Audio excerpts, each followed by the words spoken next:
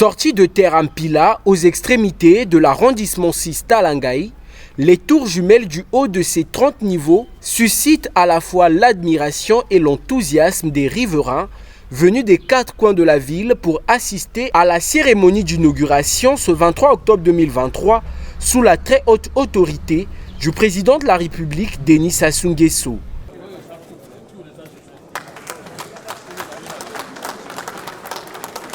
On y trouve entre autres un grand hôtel de luxe fait de marbre et d'aluminium, 114 chambres standards, 8 suites présidentielles, des salles de réunion, des salles de conférence, des locaux techniques, 217 logements, 31 bureaux et salles d'affaires, des boutiques et des restaurants tournants suspendus au sommet des 2 tours, comme nous l'indique ici le délégué général aux grands travaux, Oscar Lodoka. On note que la destination qui en est faite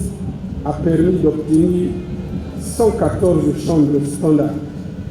48 suites ministérielles, 8 suites présidentielles avec des chambres attenantes, 48 appartements, soit au total 217 logements, couronnés au sommet par un restaurant tournant à 2 pieds radians, le 5e en Afrique si les recherches sont bonnes. Un regard sur l'agencement structurel de l'autre tour dévoile une galaxie de 92 bureaux, aussi bien paysagers qu'unicellulaires, avec des salles de réunion associées aux locaux techniques. Cofinancé par la Banque Export-Import de Chine et l'État congolais, suivant marché 021 2013 PRGJ DGG du 29 octobre 2013 au coût total de 173 milliards 939 millions 422 040 francs CFA hors taxe. Avec un parfait revêtement du sol qui donne une vue panoramique sur le splendide fleuve Congo, pour la réalisation de cette infrastructure, Jean-Jacques Bouya, ministre d'État, ministre de l'Aménagement du territoire, des infrastructures et de l'entretien routier, souligne que ces tours viennent ainsi changer le visage de ce quartier en particulier et de toute la ville en général. Après avoir supplanté aimablement leur sœur aînée Nambemba, nos tours, avec leurs 136 mètres,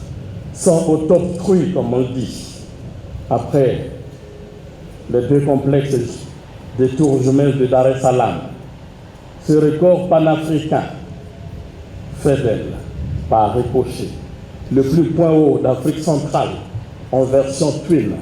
c'est-à-dire en version jumelle. En cette journée historique, il est bon, logique et précieux de rendre un grand hommage au volontarisme du président de la République, car personne ne voyait, ni nombreux ne croyaient à ce rêve. Les travaux entamés depuis le 1er juillet 2015, le coût global de ce bijou architectural est estimé à 173,385 milliards de francs CFA, fruit de la coopération entre le Congo et la Chine. Signalant que, à cette cérémonie d'inauguration, le président de la République a décoré quelques personnalités nationales et étrangères qui se sont investies dans la réalisation de ce projet.